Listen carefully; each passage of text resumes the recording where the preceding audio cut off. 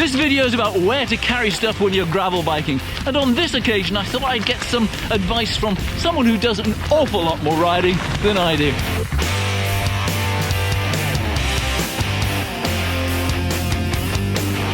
Sean McFarlane is one of Scotland's most successful adventure racers and long-distance triathletes ever.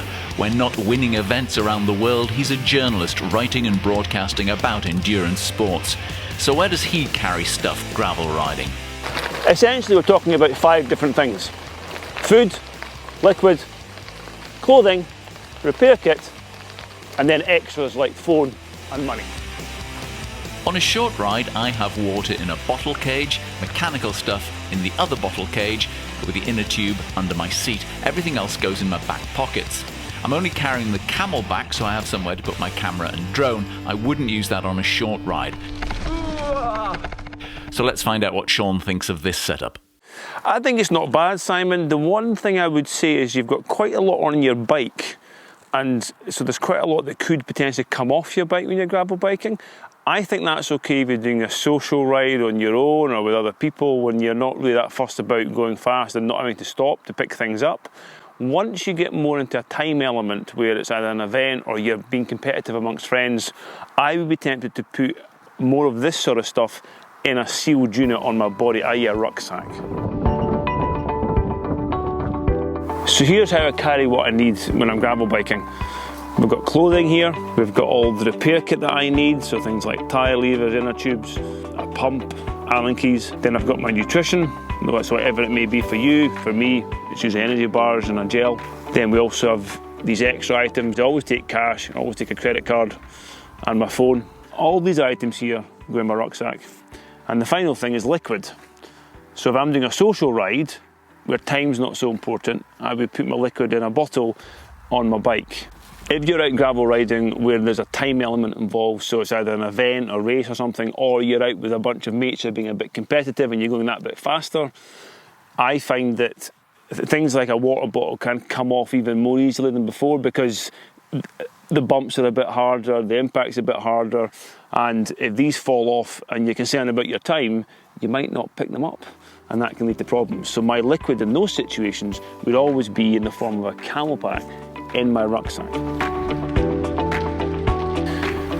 When you're packing your rucksack, it's very important to bear in mind that you don't want something hard. You've got several hard items in here, like a pump, say, or Allen keys.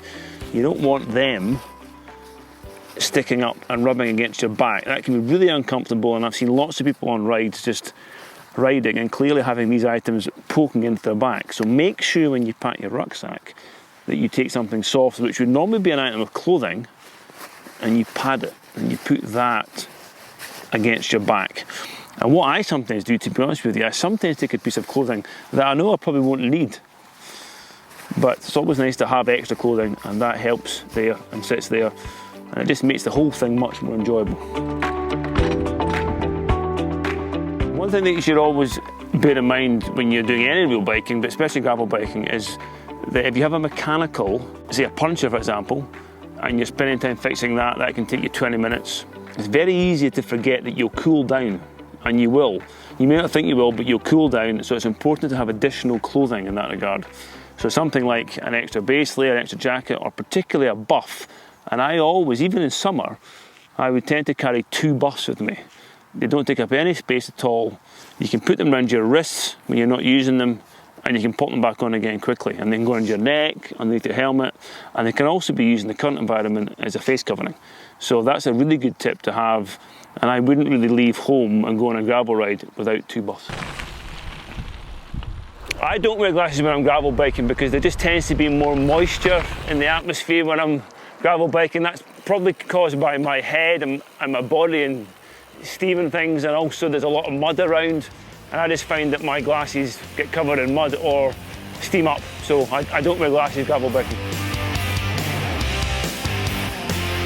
Sean's going to be joining us for more videos on this channel because really his knowledge about cycling far exceeds mine, and I think complementary fit to the kind of videos we can make if we work together. If there's anything in particular you'd like us to cover, please let us know in the comments and we'll see what we can do. And in return, can I ask you a favour? Is there any chance, as well as subscribing, you could hit the notifications, please? Because I've just learned that YouTube only lets a selected number of subscribers know when there is a new video, but hitting the notifications, you take control of that rather than YouTube. So that would be great if you would do that, and we'll see you next time. Bye.